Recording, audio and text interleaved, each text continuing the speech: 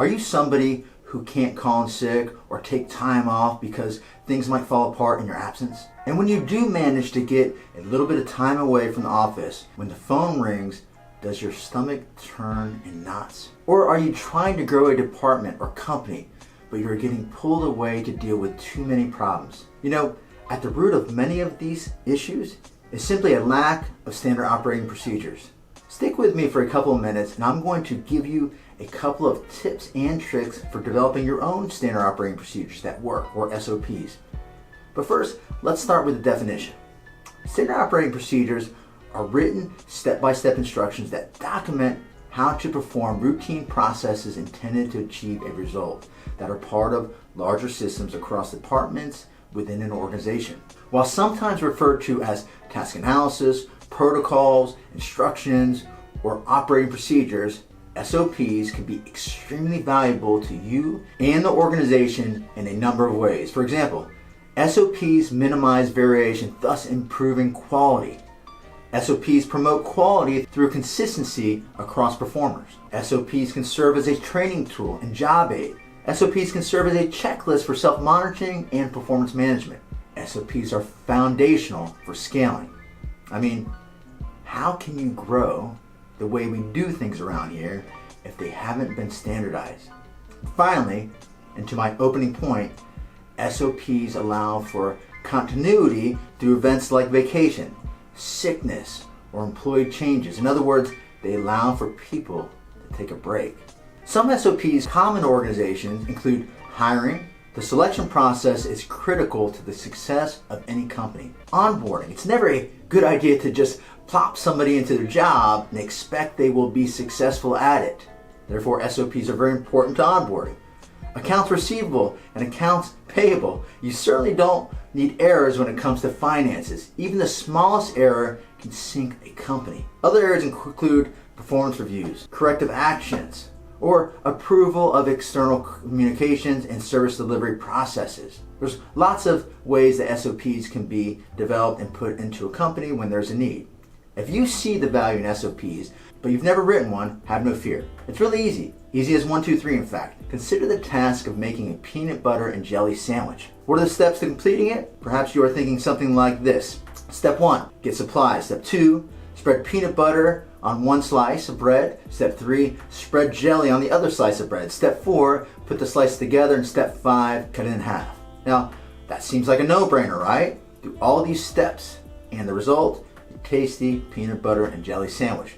But consider this. How might this look differently if you were teaching this to a child? Do they know what supplies to get? Do they know where to get them? Do they know how to spread the peanut butter and the jelly? Do they know how to put the pieces of bread together?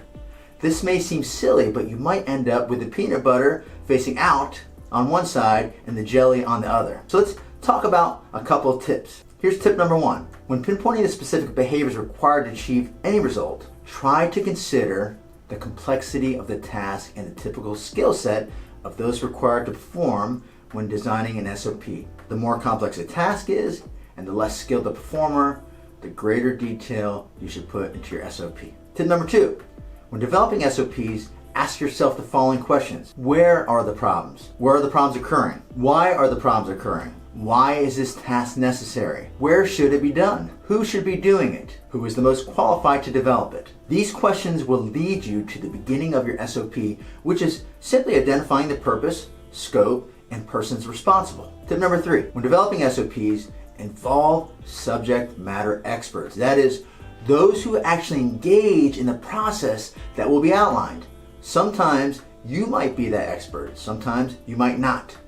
But it's important to have people in the know when breaking tasks down into the specific, nuanced behaviors. In the peanut butter and jelly illustration above, I probably wouldn't ask the child who had never made a peanut butter and jelly sandwich to develop an SOP for it. They certainly wouldn't be a subject matter expert. Tip number 4, begin creating your SOP by developing an outline as illustrated in the example on your screen.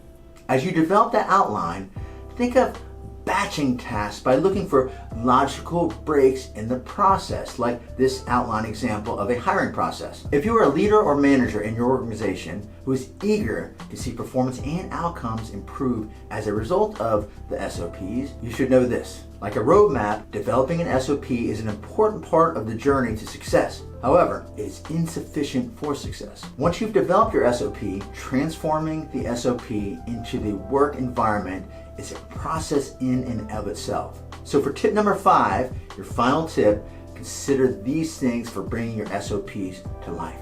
1. How will employees be notified of the new SOP?